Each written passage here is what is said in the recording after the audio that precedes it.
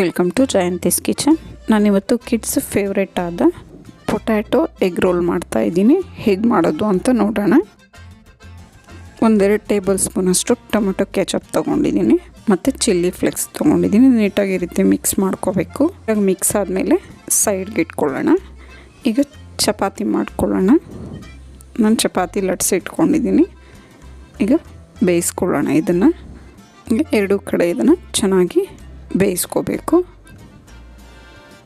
ಈಗ ಚಪಾತಿ ರೆಡಿಯಾಗಿದೆ.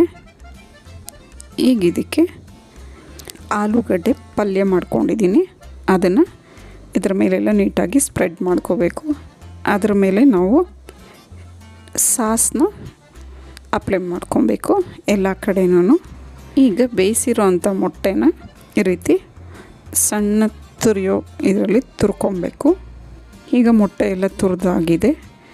ಈಗ ಇದನ್ನು ನಾವು ರೆಡಿ ಮಾಡಿ ಇಟ್ಕೊಂಡಿದ್ದಂಥ ಚಪಾತಿ ಮೇಲೆ ಎಲ್ಲದರ ಮೇಲೂ ನೀಟಾಗಿ ಸ್ಪ್ರೆಡ್ ಮಾಡ್ಕೋಬೇಕು. ಎಲ್ಲ ಕಡೆನೂ ಈ ರೀತಿ ಸ್ಪ್ರೆಡ್ ಮಾಡಾದಮೇಲೆ ನಿಧಾನಕ್ಕೆ ರೋಲ್ ಮಾಡ್ಕೊಬೇಕು.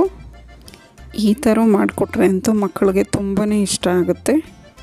ನಾವು ಹಾಗೆ ಮಾಡಿ ಚಪಾತಿ ತಿನ್ನು ಪಲ್ಯ ತಿನ್ನು ಅಂದರೆ ಅವ್ರಿಗೆ ಇಷ್ಟ ಆಗಲ್ಲ. ಈಗ ಇದು ರೋಲ್ ಮಾಡ್ಕೊಂಡಾಗಿದೆ.